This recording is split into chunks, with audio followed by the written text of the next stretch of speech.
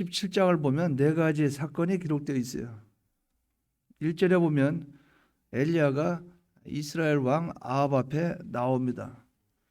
나와서 하나님의 말씀을 전해요. 하나님 말씀은 바로 자신이 하나님의 응답을 받고 특별한 어떤 말이 있기 전에는 수년 동안 비와 이슬이 내리지 않겠다고 그런 말을 전해요. 이것이 첫 번째 사건입니다.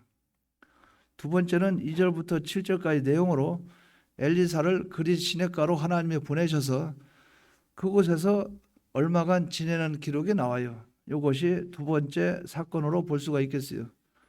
세 번째는 8절 이하를 보면 하나님의 말씀이 엘리야에게 임하셔서 사르밧 과부의 집에 그곳에 가서 그곳에서 머물게 돼요.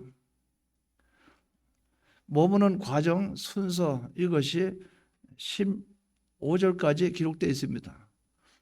16절에서 17절 이하에 보면 그 과부의 집, 그 집주인의 아들이 죽임을 당해요. 어떤 사건이나 무엇을 인해서 죽임을 당하는 것이 아니고 자연적으로 죽어요. 고통스럽게 아픔과 그런 것이 아니고 머리야 하면서 죽어요. 이럴 때 이 엘리야가 그 어린아이를 살리는 장면이 나옵니다. 이것이 네 번째 교훈이라고 볼 수가 있겠어요. 그럼 17장의 전체적인 주제는 무엇을 말하고 싶어 하는가? 17장 24절에 보면 여인이 엘리야에 대해서 고백을 하게 됩니다. 여인이 엘리야에게 이르되 내가 이제 당신은 하나님의 사람이시오. 당신의 입에 있는 여호와의 말씀이 진실한 줄 아노라. 즉 엘리야는 하나님의 종이라는 거. 엘리야에서 입에 나오는 말은 하나님 말씀이라는 거. 이런 고백을 그 여인이 함으로 말미암아 그것이 하나님의 살아계심을 나타내고 드러내는 하나의 역사가 되는 거예요. 바로 이런 고백을 위해서 하나님께서 이 사건들을 우리에게 보여주고 계시는 겁니다. 그러면 이 모든 내용을 봄으로 말미암아 하나님께서 요구하시는 뜻이 무엇인가? 요구하는 뜻이 첫째는 엘리야의 길과 아합의 길, 이것을 볼 때 첫째는 우리는 어느 길을 택하여 갈 것인가? 어느 길을 택하여 갈 것인가? 이것을 우리가 바로 찾아야 되겠다. 그럼 1절에 보면 엘리야가 아합 왕에게 나와서 말합니다. 하나님 말씀을 전해요. 근데 아합 왕에게 왜 와서 엘리야가 전했을까? 아합 왕이 우상 숭배를 하고 이스라엘 백성들을 하여금 우상 숭배하도록 그런 일을 하는 것이 아합 왕이에요. 이 엘리야는 우상 숭배하는 것을 금하고 이스라엘 백성이 하나님께로 돌아오도록 하는 그 일을 하는 거예요. 엘리야의 길은 하나님의 길이요, 아합의 길은 마귀의 길이요, 사탄의 길이요. 아합의 길은 우상 숭배의 길이요, 이 엘리야의 길은 하나님을 섬기는 길이라 하는 거예요. 그래서 우리는 이 두 가지 길을 보고 어느 길을 택할 것인가, 이것을 한번 이 말씀을 통해서 발견할 수 있다 하는 거예요. 본문에 보면 엘리야는 길르앗에 우거하는 사람들 중에 디셉 사람이라 이렇게 말했죠. 길르앗이란 지역 그 안에서 세부적으로 들어가면 디셉이라는 지역의 사람이다, 이렇게 볼 수 있겠죠. 근데 이것은 갓 지파와 므낫세 지파의 지역이 길르앗이라 이렇게 본다면 이 엘리야는 갓 지파 사람 아니면 므낫파 지파 사람 그렇게 될 거예요. 근데 여기는 분명한 기록이 없기 때문에 어느 지파라 단정은 지을 수 없으나 디셉 사람이란 그 의미를 보고 어느 날 갑자기 성경에 갑자기 나타난 거예요. 어디에 속했는지, 무슨 교육을 했는지, 부모는 누군지 이런 것이 구체적으로 기록되어 있지 않아요. 다만 여기서 엘리야가 나타나는 것은 하나님 말씀을 어기고 우상 숭배하는 그들에게 하나님의 진노가 임하셨고, 하나님이 그 야고보서에 보면 3년 6개월이라고 그랬죠. 3년 6개월 동안 우로 비와 이슬을 주지 않겠다, 내리지 않겠다, 이것을 선포를 하는 거예요. 그럼 엘리야와 아합은 정반대의 사람으로 만난 거예요. 아합은 우상 숭배, 엘리야는 하나님을 섬기는 사람으로서 대표로서 나타난 것이라 하는 거죠. 우리는 여기에서 어느 길을 택할 것인가, 엘리야 길을 택할 것인가, 아니면 아합의 길을 택할 것인가 하는 중대한 결단을 우리에게 해야 된다. 우리는 신앙의 결단이 있어야 된다 하는 거예요. 아브람과 롯이 같이 형제로서, 형제가 아니고 혈육이죠. 그 아브라함은 삼촌이고 롯은 조카고, 이런 관계 속에 있었어도 같이 지내고 같이 먹고 마시고 했었어도 신앙의 문제에 있어서는 함께 할 수가 없기 때문에 서로 갈라질 수밖에 없었어요. 그래서 아브라함의 길이 있고 롯의 길이 있다는 거죠. 이런 의미에서 우리는 본문을 통해서 볼 때 우리는 이런 아합과 엘리야를 통해서 이런 길이 있다는 것을 우리가 발견을 해야 된다. 우상 숭배하는 길은 망하는 길이요, 하나님을 섬기는 길은 영생이요 생명이라. 이것을 우리는 발견을 해야 된다는 거예요. 그래서 우리는 언제 어디서나 내 자신에게 자문자답을 해보시길 바랍니다. 1절에 분명히 이런 의미가 있어요. 길르앗에 우거하는 자 중에 디셉 사람 엘리야가 누군지도 모르고 근본도 모르는 어떤 사람이 갑자기, 디셉 사람이 엘리야가 아합에게 말하되, 아합에게 갑자기 나타났어요. 내가 섬기는 이스라엘 하나님, 내가 섬기는 엘리야는 하나님을 섬긴다고 말하고 있는 거예요. 여호와께서 살아계심을 두고 맹세하노니 너에게 하나님이 저주를 퍼붓고 진노하신다. 네가 우상 숭배하지 않느냐. 이스라엘 나라에 하나님이 내 말이 없으면, 하나님 말씀이 없으면 수년 동안 비도 이슬도 있지 아니하리라. 누구에게 말했는가? 우상 숭배를 조장하고 앞장서는 아합에게 말을 한 거예요. 그러면 엘리야는 어느 편에? 하나님 편에. 아합은 어느 편에? 우상의 편에, 마귀의 편에 속해 있다 그 말이죠. 우리는 이것을 1절을 통해서 발견하고 하나님 편에 서시기 바랍니다. 두 번째는 이 하나님 편에 선 자 엘리야에게 하나님이 어떤 일이 있었는가? 엘리야에게 하나님이 신실한 인도가 있었다. 2절에서 3절에 보면 여호와의 말씀이 엘리야에게 임하여 이르시되 너는 여기서 떠나 동쪽으로 가서 요단 앞 그릿 시내가에 숨고. 하나님은 엘리야를 바로 말씀으로 인도하셨어요. 하나님의 신실하심의 인도, 그것이 있었다 그 말이에요. 바로 나가려고 하는 사람, 하나님을 바로 섬기려고 하는 사람, 하나님을 붙잡고 나가려고 하는 사람, 그 자에게 하나님의 인도가 있다는 거예요. 하나님의 말씀이 얼마나 믿을 만한가 우리에게 보여주고 계신 겁니다. 본문의 1절에 엘리야와 아합이 왕궁에서 대치하고 난 이후에 아무 설명이 없어요. 아합이 어떤 반응을 보였다는 것도 없고, 갑자기 엘리야에게 요단 앞 그릿 시내가에 가서 숨어라, 하나님은 이렇게 말씀을 했어요. 이 말씀을 가만히 살펴보면 엘리야로서는 이해가 되기 어려운 그런 상황 속이에요. 이해하기 어려운 말씀이라 그 말이죠. 우리가 생각해도 좀 이해하기 어려운 부분이 많이 있을 겁니다. 하나님의 말씀이, 특별한 말씀이 없으면 비와 이슬이 내리지 않겠다는 거. 수년 동안, 이러면 3년 6개월, 수년 동안 비가 오지 않겠다. 그러고 났으면 그 뒤에 아합이 화를 냈다든가 뭐를 냈다든가, 근데 내용을 보면 아합이 이제 엘리야를 죽이려고 하는 그것은 나타났겠죠. 그런데 이것을 하나님이 이스라엘 백성에게 다니면서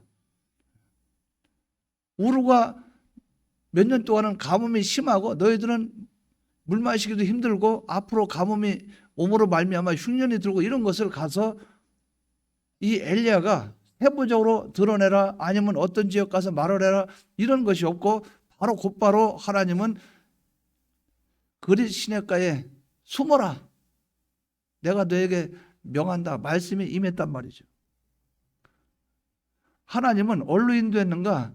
이 본문에 보면 요단 앞 그릿 시내가에 숨으라고 말씀을 한 거예요. 하나님이 그쪽으로 인도하신 거예요.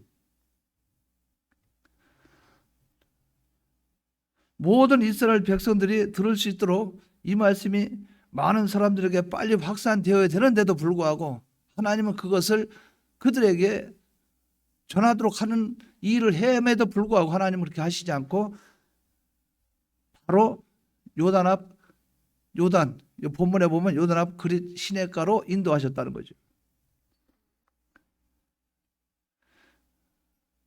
엘리야는 하나님을 향한 열심이 특심했다고 열왕기상 19장 10절에서 또 14절에 말씀을 했어요. 즉 엘리야는 하나님을 위해서 죽을 준비도 되어 있는 사람인데 왜 숨으라고 했는가? 하나님은 엘리야를 글로 인도했다는 거죠. 하나님을 향해서 죽음을 무릅쓰고라도 순종하기를 원했던 그 사람에게 왜 이렇게 했는가? 지금은 더 이상 이 문제에 대해서 네가 목청을 높일 필요가 없다. 조용히 그릿 시냇가에 가서 가만히 엎드려 있으라. 이것이 하나님의 말씀이었어요. 이해가 안 되는 부분이죠. 우리가 어떤 문제가 생겨서 당장 그 문제를 해결해야 되는데 하나님은 산에 가서 기도하라는 거예요. 가만히 있으라는 거예요. 지금 당장 교회에도 우리가 눈에 지금 코앞에 일이 닥쳤는데 그거 상관하지 말고 너는 조용히 기도원에 가서 성경을 읽고 오라는 거예요. 이해가 안 되는 거죠. 이런 상황 속에 지금 놓여 있다는 거죠. 근데 뭐냐? 하나님의 신실한 하나님의 인도하심이었다. 하나님은 엘리야로 글로 인도했다. 하나님께서 오늘은 이렇게 하고 내일은 이렇게 하고 그 다음에 이렇게 하고 이 청사진을 하나하나 보여주는 것이 아니고 하나님은 하나님의 계획이 있으면 그 계획을 이루기 위해서 하나님은 오늘 내일 또 앞으로 일주일 후에 열흘 후에 한 달 후에 하나님은 그때그때 이렇게 인도하시는 하나님이라는 것을 우리에게 보여주고 계시고 있다는 거죠. 근데 우리는 너무 앞서가지 않는가 한번 생각해 보시기 바랍니다. 언젠가 한번 제가 청년국 그 무주 그쪽에 청년국 수련회 그런 거 하는데 그때 김두한 목사님하고 그때 저하고 이제 둘이 그쪽에 갔어요. 거기에 이제 맡은 게 있어서 둘이 갔어요. 가면서 차 안에서 같이 타고 가다 보니까 그분도 한 고집하고 나도 한 고집하고 갈 때 올 때 계속 말싸움 하는 거예요. 붙었어요. 한 바퀴 붙었어요. 그분은 많이 배웠으니까 논리적이고 나는 막 흥분부터 하고 그냥 서로 막 그러는 거예요. 그분은 하나님 앞에 어떤 일이 있으면 하나님 앞에 치밀하게 계획을 세워서 또 어떤 일을 그래서 차곡차곡 이런 스타일이고 나는 그때 말할 때 그때 현실에 요거 해놓고 나면 하나님 또 인도하면 그것 따라하고 또 하면 이렇게 살면 된다. 미리 밤새껏 전날에 미리 고민해서 다음날까지 잠 못 자고 고생할 거 없다. 그냥 그날 되면 또 하나님이 알아서 인도하십니다. 그거고 그분은 그게 아니라는 거하고 둘이 막 맞붙은 거예요. 근데 하나님은 두 가지로 인도하시긴 하셔요. 일일이 하나하나 다 설명해 놓고 인도하시는 거하고 하나는 그때그때 인도하시는 거하고 그런데 큰 덩치는 하나님이 알려주셔요. 큰 덩치는. 근데 큰 덩치를 이루어가는 과정은 하나님의 세밀한 과정은 우리는 하나님께 맡기고 인도에 따라갈 뿐이에요. 지금 볼 때 두 가지 면으로 제가 발견을 해요. 그분은 그분대로 하나님이 그 세밀한 부분으로 들고 쓰고 저는 덜렁덜렁해도 그런 대로 들고 쓰고 이렇게 갈 때 하나님이 하신 일은 인도는 방법은 여러 가지구나. 하나님이 인도하시는 방법은. 그런데 엘리야에게는 이렇게 인도하셨구나. 엘리야에게는. 근데 엘리야는 그릿 시냇가에 숨어라.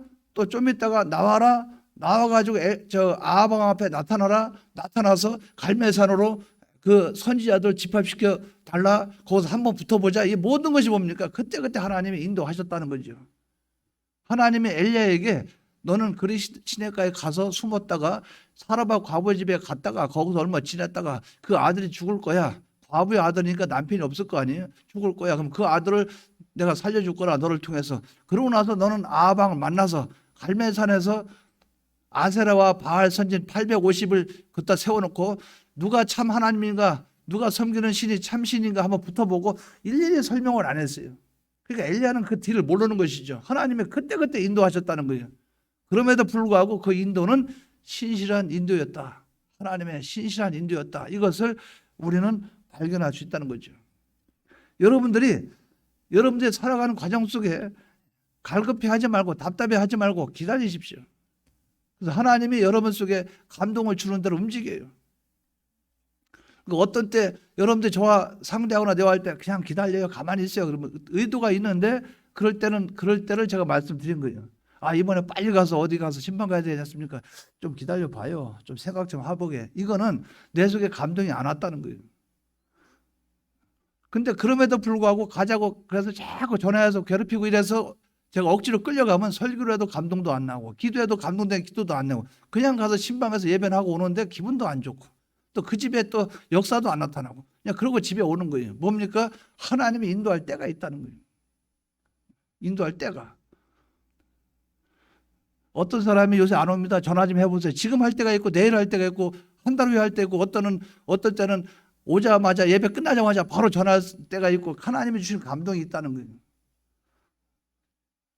우리는 하나님의 신실한 인도가 있다는 거예요. 그 인도를 우리는 바로 생각해야 되는데 어떤 때 보면 너무 급할 때가 있다 그 말이죠. 그렇다고 해서 문제가 해결되나? 해결되는 건 아니에요.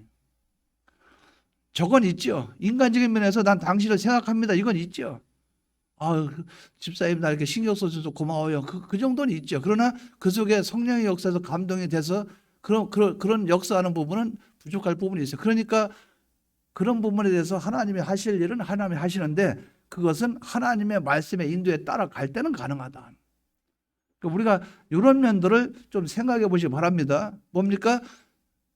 엘리야의 행동 하나하나는 하나님이 먼저 말씀을 선포했고 인도했고 그것 따라 하나하나 갔을 때 결국은 우상 숭배하는 모든 사람들을 선지자들과 그 우상 숭배하는 그들을 멸하는 역사가 나타났고 그들이 하나님을 두려워했고 하나님의 살아계심을 나타내고 드러내는 그 일을 엘리야가 했고 엘리야는 하나님의 은혜를 입어서 승천하는 놀라운 그런 마무리 인생의 종착역이 승천하는 것으로 끝을 맺는 것으로 나타났다. 이것은 엘리야는 모른다 그 말이죠. 엘리야가 어떻게 알아요? 하나님의 인도를 그때그때 받으면서 나갔을 뿐이지. 여러분들이 이러한 발걸음으로 나가는 저 여러분 되시기 바랍니다. 하나님 앞에 바로 믿고자 하고 하나님 앞에 바로 서서 참길로 걷고자 하는 자에게는 반드시 하나님의 인도가 있다. 이걸 믿으시기 바랍니다. 세 번째는 하나님이 이 본문을 통해서 볼 때 징계라는 징계가 나오죠. 비와 이슬을 내리지 않겠다고 그랬죠. 그것도 1, 2년도 아니고 수년 동안 이렇게 말씀을 했죠. 그러면 이스라엘 백성으로 볼 때는 원망이 나오겠죠. 왜 나에게 이런 현실을 주십니까? 그렇죠. 그러나 그것은 하나님이 우리를 사랑하는 사랑의 매라는 거죠. 하나님은 우리를 사랑하신다는 거예요. 사랑하지 않으면 매도 없습니다. 이것은 한마디로 말하면 아합왕 있죠. 아합왕에게는 저주하는 의미가 나타날 수 있겠지만 이스라엘 백성에게는 사랑의 매라 이렇게 볼 수가 있다는 거죠. 이 땅에 앞으로 수년 동안 비와 이슬이 없을 것입니다. 끔찍한 얘기죠. 우리가 잘 먹고 잘 사는데 어느 날 와가지고 너 3년 동안 쫄쫄 굶어서 하루에 라면 3개밖에 못 먹고 살 거야. 기분 나쁘죠. 근데 하나님은 뭡니까? 하나님은 그 안에서 회개하도록 하나님은 사랑하기 때문에 매를 때리고 계시다는 거예요. 이거는 우리가 은혜로 받아들여야지 이것을 슬픔과 고통으로 하나님을 원망하는 것으로 받아들이면 안 된다는 거예요. 신명기 28장에 보면 이미 하나님께서 수백 년 전에 자기 백성들에게 주신 말씀이 있죠. 신명기 28장에 보면 1절부터 14절까지는 하나님의 백성에게 하나님 백성답게 하나님의 말씀을 듣고 잘 순종할 때 가나안 땅에 들어가는 가나안 땅에서 받을 축복을 말씀해 주셨어요. 그리고 반대로 15절부터 68절까지는 하나님께서 너희를 이렇게 사랑해서 땅도 주시고 많은 것을 주셨음에도 불구하고 하나님의 말씀대로 살지 않을 때 받게 될 저주를 말씀했어요. 이런 저주받고 저런 저주받고 그 저주를 말씀하셨어요. 그 여러 가지 저주의 말씀 중에 28장 24절에 보면 여호와께서 비 대신에 티끌과 모래를 네 땅에 내리시리니 그것들이 하늘에서 네 위에 내려서 필경 너를 멸하리라. 요 말씀이 수백 년 전에 하신 요 말씀이 그들에게 지금 실상으로 나타나고 있는 거예요. 하나님이 비를 안 내리시겠다는 거예요. 뭡니까? 하나님이 진노하셨다는 거죠. 마침내 엘리야가 수백 년 전에 하나님께서 자기 백성들을 향해 말했던 그 말씀을 듣고 하나님이 엘리야에게 명령을 한 거예요. 그 말씀을 듣고 나타났던 것이에요. 너희들이 이 우상숭배 때문에 이 부도덕한 이것 때문에 하나님께서 일찍이 말씀하셨던 대로 앞으로 수년 동안 비도 이슬도 없을 것이다. 뭡니까? 신명기 28장 말씀에 근거할 때 하나님을 기쁘게 한 겁니까? 기쁘게 하지 않은 겁니까?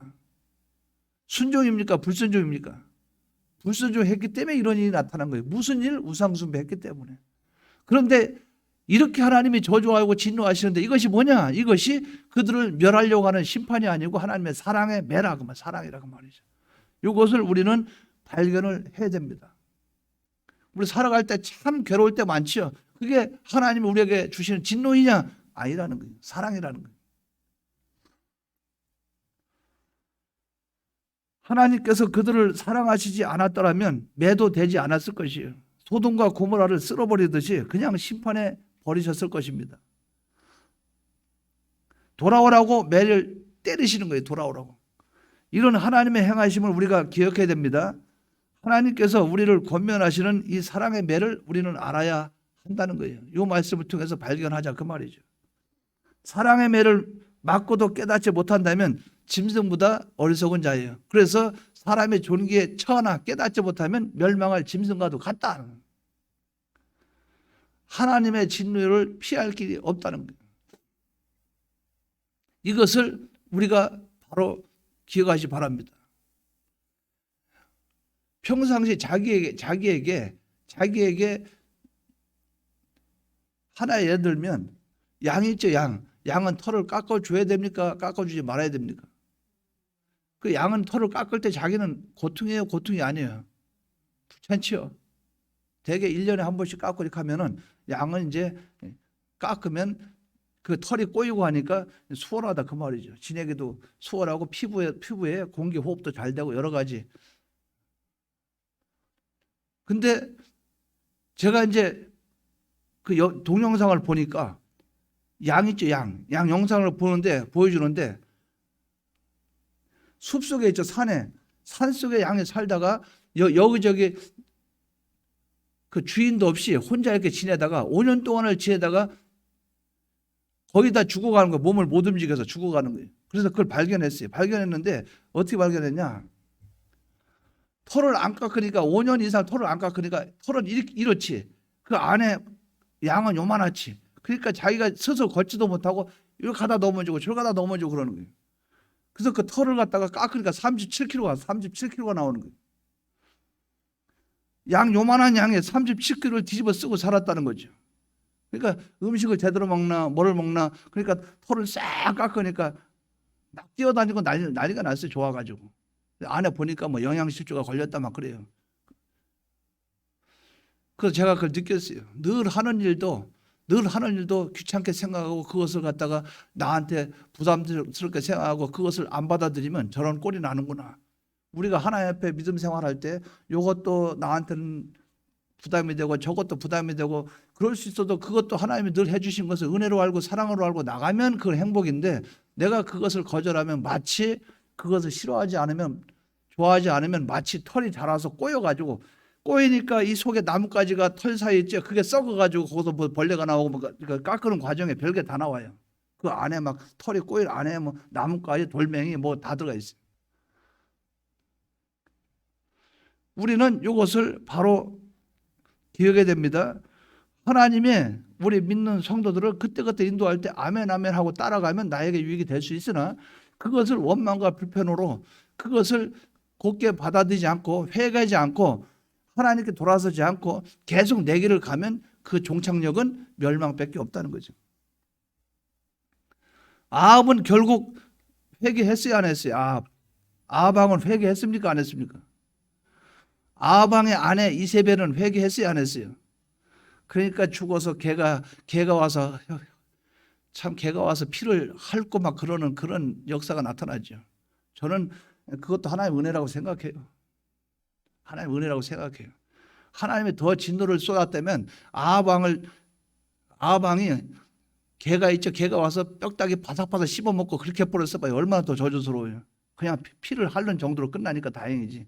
달려들어서 롱 하면서 아합을 넘어뜨렸더라, 허벅지 살을 뜯어먹었더라, 다리를 부러뜨렸더라, 머리를 물어뜯었더라, 귀를 뜯었더라, 이렇게 해봐요. 하나님은 그래도 하나님은 사랑의 하나님, 가만히 보면 하나님도 멋져요. 우리 같으면 막 그거 있죠. 절구다 놓고 빻고 싶을 정도 있잖아요. 빻아가지 막 그럴 정도로. 그런데 하나님은 그렇게까지 안 하는 거 봐서 어쨌든 아합왕이나 이세벨은 비참해요. 이세벨은 더 못됐으니까 아합왕을 미혹해서 죄짓도록 만들었으니까 2층에서 집어 던졌지요. 아마 몸이 박살났을 거예요. 하나님은 하나님의 이 말씀과 뜻을 순종하지 않으면 하나님은 저주하시고 하나님은 진노하셔서 그 결과가 좋지는 않아요. 그러나 이스라엘 백성들에게 하나님이 임하는 그것을 이스라엘 백성들은 이것을 하나님의 사랑의 매로 받아들이면 자기에게 유익이 된다. 유익이 된다. 하나님이 우리에게 진노하고 징계하시는 것은 사랑임을 깨닫기 바랍니다. 믿으십니까? 하나님 여러분을 사랑해요, 미워해요? 사랑해요. 어떤 때 그럴 때 있어요. 하나님은 주무시나? 이럴 때도 있어요. 우리가 생각할 때 하나님 주무시나? 왜 이렇게 내 기도는 안 들어주시지? 그런데 지내보면 안 들어주시는 그게 응답이었어요. 왜? 나 같은 인간이 자꾸 하는 거 다 들어주면 교만해지고 나중에는 머리가 하늘 끝까지 올라가고 그래서 안 들어준 것도 응답입니다. 우리는 그렇게 생각해 보자 그 말이죠. 네 번째는 하나님의 말씀은 감춰져 있다.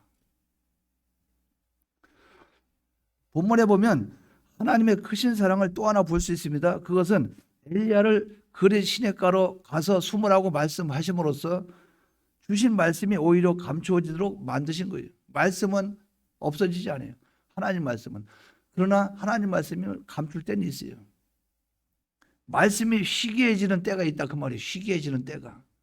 사무엘상 3장 1절에 보면 사무엘이 아직 어린아이고 엘리가 제사장과 백성들의 사사로 있을 때 하나님의 말씀이 희귀했다고 그랬어요.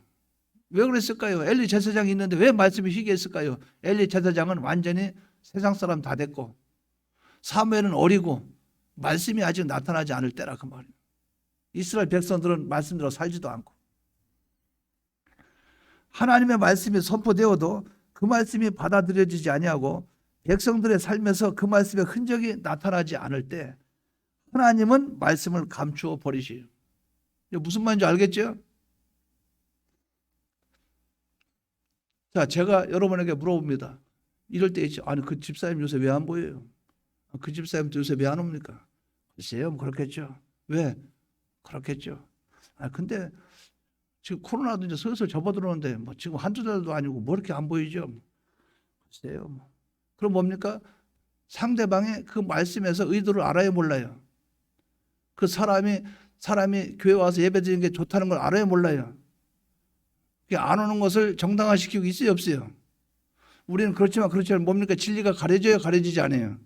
그럴 때는 그렇습니까? 하고 말하고 만다 그 말이에요. 아유, 주의를 못 지키면 되나? 주의를 지켜야지. 우리가 하나님 앞에 주의를 바로 지켜야 믿음 생활할 거면 이 말 했다가는 난리가 납니다. 또 그거 가지고 또 무슨 말이 나올지, 꼬리를 어떻게 물지. 뭡니까? 진리를 깨닫지 못하고 진리를 이해하지 못하면 그래요 하고 지나가는 거예요. 그러면은 여러분들이 그런 거를 우리가 알 수 있다 그 말이죠. 그런 게 있다 그 말이죠.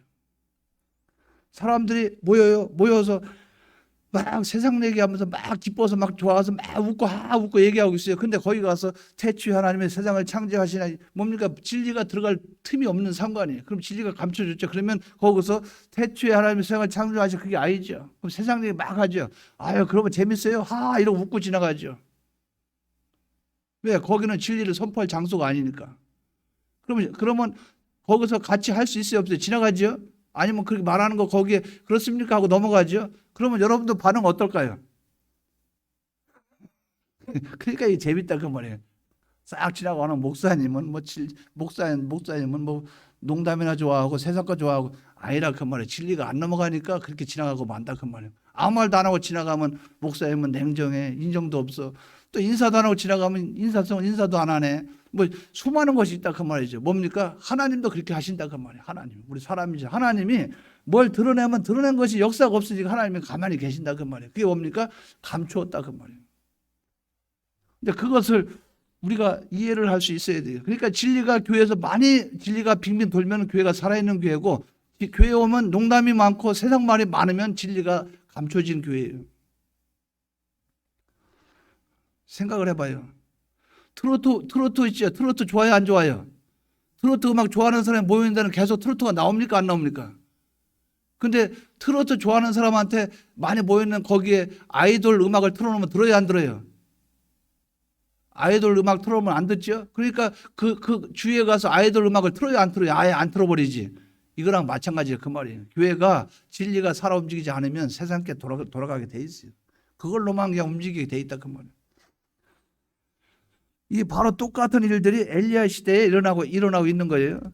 아합이 하나님의 말씀을 들었을 때 하나님의 말씀이 받아들여지는 것이 아니라 그 앞에서 거역의 길을 갈 때 오히려 하나님께서 그 말씀을 그리 시냇가에 감춰 버리는 것을 우리에게 보여주고 있는 것이에요. 감춰 버렸다 그 말이죠. 왜? 아합이 반응이 없어. 회개도 안 해. 오히려 엘리야를 잡아 죽이려고 그래. 아모스도 똑같은 말을 했어요. 아모스 8장 11절에 보면 주 여호와께서 가라사대 보라 날이 이를지라 내가 기근을 땅에 보내리니 양식이 없어 주림이 아니며 물이 없어 가람이 아니요 여호와의 말씀을 듣지 못한 기갈이라. 자, 양식은 있다고 그랬어요, 없다고 그랬어요? 양식이 없어 기갈이 아니요, 그 말은 양식이 있다는 얘기죠. 자, 물이 없어 기갈이 아니요, 그럼 물이 있다는 얘기, 없다는 얘기예요? 물도 있고 양식도 있는데 배고프다 그 말이에요. 뭡니까? 하나님이 감췄다 그 말이에요, 말씀을. 그러니까 우리 오늘날 교회에 말씀이 없습니까? 있어요. 오늘날 설교를 안 합니까? 하지요. 근데 뭡니까? 성도들이 말씀을 안 들으니까 영적인 기갈이니까 하나님이 뭡니까? 깊은 말씀이나 깨달은 말씀이나 여러분 감동을 주는 말씀을 안 줘버린다 그 말이에요. 감춰버린다 그 말이죠. 그러니까 감춰버리니까 우리 교회는 나와요, 안 나와요? 그 말씀이. 예를 들어서 우리 교회가 하나님이 감춰놨으면 나와요, 안 나와요? 안 나오죠. 그러니까 제가 다른 교회 가서 할 때는 살아 움직이는 거죠. 예를 들어서 다른 데 집회나 어디 초대받아서 가면 거기서는 아멘 아멘 하는 거죠. 근데 우리 교회 오면은 아멘이 안 돼. 뭡니까? 감춰버렸다 그 말. 우리가 이런 면들을 잘 발견하고 그래야 돼요. 이사야 30장 20절에 보면 절망하는 이스라엘 백성들을 향해서 주께서 너희에게 환난의 떡과 고생의 물을 주시나 네 스승은 다시 숨기지 아니하시리니 네 눈이 네 스승을 볼 것이며 이렇게 말씀을 했어요. 하나님께서 범죄하고 불순종하는 자기 백성에게 들어야 할 하나님의 말씀을 여전히 들려주고 계시다는 거예요. 계속 설교는 나오고 계속 말씀은 나오는데 여러분이 그걸 못 듣는 거예요. 하나님이 감춰놨기 때문에. 하나님께서 범죄하고 불순종하는 자기 백성들에게 들어야 할 하나님의 말씀을 여전히 들려주고 계시는데 그러한 하나님의 모습에서 우리는 하나님의 귀한 사랑을 발견할 수 있는 것이에요. 그럼에도 불구하고 말씀을 전해요. 전하는데 사람이 어두워지니까 그 말씀을 못 받을 뿐이지. 그러니까 하나님이 엘리야에게 감춰버리는 거예요. 그리 시냇가에 와서 숨어라. 그게 저럴 때가 있어요. 제가 이제 방에 있다 보면 이 말씀을 만약 읽다 보면 막 이 깨달음이 막 물밀듯이 밀려와요. 막 필기하고 막 준비 다 하는데 예배 시간 딱 되면 하나님한테 걷어버려요. 이거는 나중에 써먹어라. 왜 나와서 설교하려고 하는데 감동이 안 돼. 기억도 안 나. 그러니까 그때 부랴부랴 다른 거 막 찾는 거예요. 다른 거. 그럼 걷다가 이렇게 막 눈에 딱 걸리는 거 있어. 그러면 나와서 그거 하는 거예요. 시간은 보내죠. 그러나 성령의 역사와 감동이 플러스 되는 그거는 없을 때가 많이 있다 그 말이죠. 이런 면들이 많이 있는 거예요. 그러니까 우리는 예를 들어서 여러분 하나님 말씀대로 우리가 순종하고 그대로 되어지지 않는 그것이 있다면 성경에 그런 말이 있죠. 예수님이 내려와도 돼야 안 돼요. 대제사장과 바리새인 서기관들이 예수를 팔았어요, 안 팔았어요? 예수를 죽였어요, 안 죽였어요? 그런데 바리새인과 서기관 같은 그 사람들이 오늘날 있으면 그 사람들에게 주님이 온다 해서 그 사람이 변화돼요? 그 사람들 회개해요? 아닙니다. 우리 교회에서 회개가 안 되고 만약에 고쳐지지 않는데 순복음교회 조영기 목사님 여기 와서 설교한다고 변화됩니까? 아닙니다. 우여 주여 주여 하고 눈물 콧물 흘리다가 한 열흘 지나면 똑같이 되는 거예요. 그 상태 또 사는 거예요. 여기서 안 되는데 딴 데 온다고 돼요? 그건 아니라는 거예요. 우리는 하나님 앞에 나와 관계라는 것을 바로 깨달아야 된다는 거예요. 그렇기 때문에 하나님이 사랑의 매를 주는 그것도 우리는 감사할 줄 알아야 됩니다. 우리에게 징계를 오는 것 그것도 하나님의 사랑인 줄 알아야 된다 그 말이죠. 이 사랑의 매를 우리가 잘 기억하고 나갈 뿐만 아니라 하나님은 말씀을 감추시는 그런 일도 하신다. 이것을 여러분들 바로 기억하시기 바랍니다. 마지막으로 5번째, 하나님께서는 우리를 승리케 하시요. 승리하게 해주신다 그 말이죠. 하나님은 우리를 승리케 하시는 것을 확신해야 됩니다. 엘리야가 결국 승리했어요. 그리 시냇가로 가서 숨었습니다. 그곳에서 그가 경험한 것이 무엇인가? 먼저 경험한 것이 까마귀가 음식을 물어다 주는 것이었어요. 여러분 이 생각 안 해봤죠? 이 생각 안 해봤죠? 이번 이 시간에 한번 생각해 보자고. 왜 까마귀입니까? 이 하나님이 엘리야에게 떡과 고기를 갖다 주려면, 떡과 고기를 갖다 주려면 비둘기도 있고 학도 있고 있는데 왜 부정된 새 까마귀입니까? 까마귀는 먹지도 말라고 그랬는데 레위기 11장에 왜 까마귀를 보내냐 그 말이에요. 그거 생각해 보셨어요 한번? 우리는 이런 생각하죠. 우리가 하나님 말씀 살면 하나님과 까마귀 날라와서 나한테 뭘 줬다. 왜 까마귀 해피면 부정된 새가 날라와서 나한테 뭘 줘야 됩니까? 예? 원수 나에게 도움을 준다. 까마귀가 원수입니까? 부정된 것이죠. 여기서 하나님이 강조하고 싶은 건 뭐냐면 까마귀까지도 들고 쓰신다 이거예요. 하나님은 까마귀까지도, 창조주 하나님은 까마귀까지도 이용해서 물고기도 고기도 갖다 주고 거기 떡도 갖다 주고 한다. 그러니까 엘리야는 하나님을 더 감사할 수 있죠. 하나님은 우주 만물을 창조하신 하나님. 하나님은 저 까마귀, 부정된 까마귀는 하나님이 저거는 사용되지 않고 저거는 마귀가 들고 쓰는 줄 알았더니 하나님이 저것도 움직이시구나. 그냥 큰 호랑이나 사자나, 그죠? 밀림의 호랑이나 사자나 이만한 고깃덩어리 큰 거 갖다 하고 딱 던져놓고 가면 그거 며칠씩 먹을 텐데, 바베큐도 해먹고 할 텐데, 이놈의 까마귀가 요만한 입으로 물어가지고 요만. 근데 우리가 밥을 먹을 때 이 고기를 먹어도 많이 먹으면 배부르게 먹으려면 많이 먹어야 되잖아요. 까마귀가 물어다 얼마나 놓겠어요.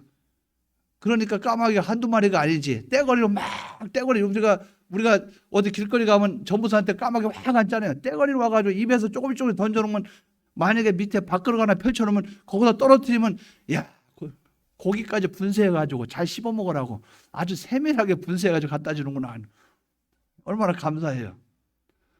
그 떡도 하나님의 은혜는 그렇다 그 말이에요. 승리케 하시는 하나님.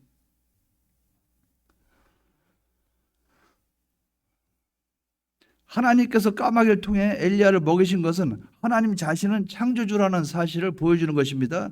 하나님이 지으신 피조물인 까마귀는 하나님이 까마귀야 물고 가라 하시면 꼼짝하지 못하고 물고 가야 하는 바로 하나님이 그런 분이심을 보여주는 거예요.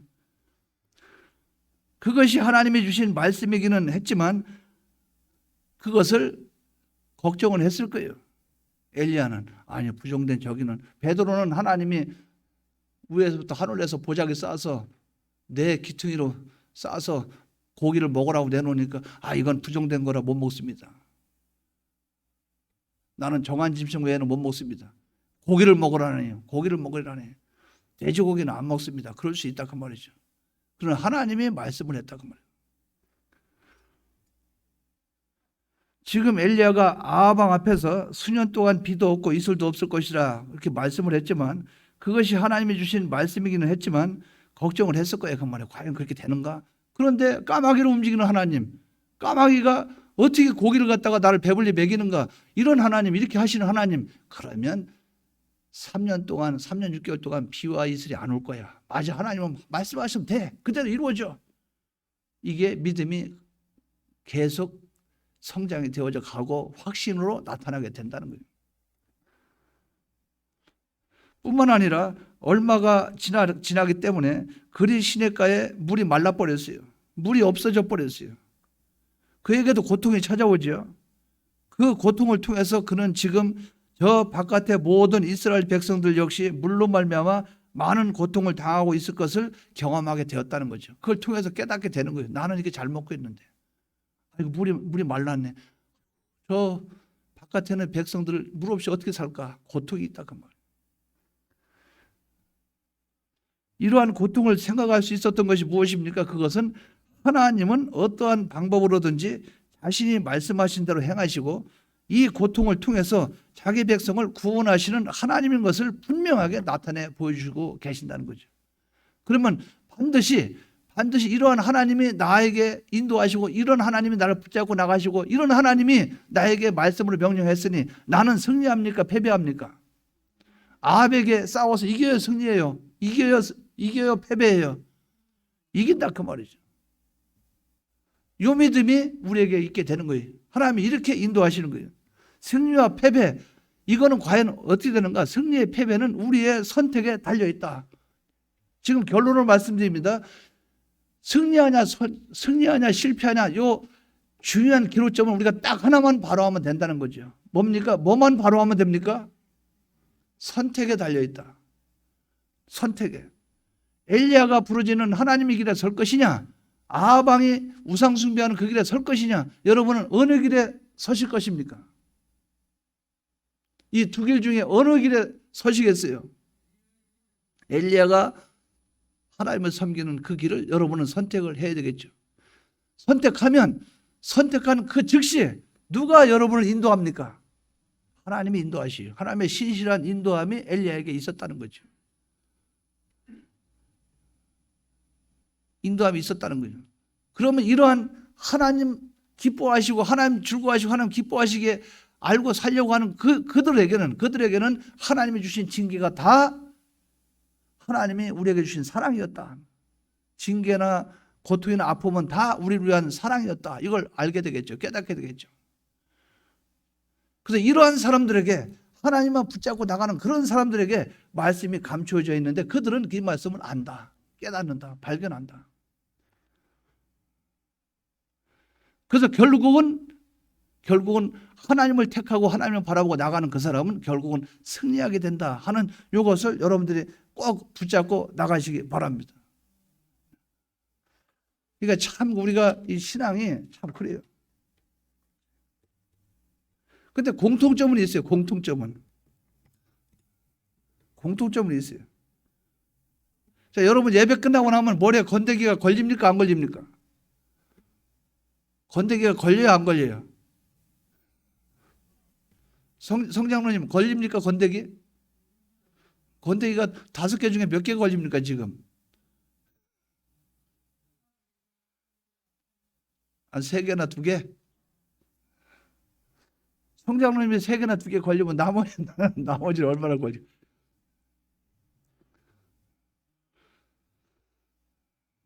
그래요. 그걸 우리가 바로 붙잡고 나가야 됩니다. 그래서 과거하고 오늘하고 다른 점이 뭐냐면 과거는 2시간, 3시간씩 설교했잖아요. 2시간씩, 3시간 설교했는데 은혜가 된 이유는 같은 걸 반복해서 계속 설득시키기 때문에 그래요. 사람이 계속 주입시키면은 또 들어가면 나중에는 지겹지게 하다가 나중에는 이해가 되면서 속에서 그래 이해가 되면서 구멍이 뚫리기 시작하면 확 들어가는데 요새는 30분 40분에 끝내려고 하니까 이해를 시키려고 그렇지요 할 때 끝날 시간 다 되면 집에 가십시오 그러면 뭐 들어? 이렇게 하면서 그렇게 계속 반복되는 거예요. 그래서 오늘날은 예배가 짧은 게 오히려 손해라. 한 2시간 3시간 막 4시간 해버리면 뭡니까? 앉아서 처음에는 무슨 말인지 몰랐다가 또 뒤에 또 얘기하면 그거구나. 그래서 과거에 백 목사님이 한 3바퀴 돌면 그때 이해가 되는 거예요. 그래서 끝날 때 또 한 번 설명해주고 그리고 집에 가서 들으라고. 그래서 그때도 제가 총각 때도 집에 가서 100번 이상 들으라고 하는데 제가 그대로 해봤어요. 녹음기에다 녹음해가지고 100번 이상을 들었어요. 100번 이상 들고 나서 이 테이프를 한쪽 방에다 치워놓고 방에 딱 앉아가지고 이제 벽에다 등 기대고 창세기, 마태복음 하면서 그러니까 우리 어머니가 왔다 갔다 하면서 무슨 녹음기를 오래 틀어놓냐 그래요. 내용이 똑같으니까 목소리만 틀리고 무슨 놈의 테이프를 하루 종일 들어 하루 종일 들어. 누가 하고 있으면은 예와 한원까지 다 떠올라요. 저 앞에 김 집사 일어나 앉아요. 똑바로 앉아. 이런 거 나오고 저 애기 좀 울리지 말고 집에서 기도하니까 애가 그렇지. 이거까지 다 흉내내 보니까 어머니가 무슨 테이프를 하루 종일 듣냐고. 그래서 뭡니까? 그게 이해가 된다 그 말이죠. 처음에는 이해가 안 되는데 6번, 7번, 8번, 9번 듣고 10번, 20번 정도 들으면 배목사님 말씀하신 그 설교보다 하나 더 들어갈 수 있어요. 이제 10가지 얘기했으면 나는 11가지 나올 수 있어요. 아, 이걸 빼먹으셨지? 바쁘셨나? 이걸 왜 말씀 안 하셨지? 그렇게 되면서 자기가 나름대로 뭐가 나오는 거예요. 그걸 갖다 그분이 그 말씀했죠. 줄기를 찾으라고. 이 대를 쫓아올라가면 줄기는 여러분들이 줄기 찾아가서 알아서 깨달으라고 그런 말씀 하시는 거예요. 여러분들 하나님 아버지 앞에 선택만 바로 하면 그 다음에는 하나님이 끌고 인도해 가신다. 이걸 꼭 붙잡고 나가시기 바랍니다. 통성으로 기도드리겠습니다.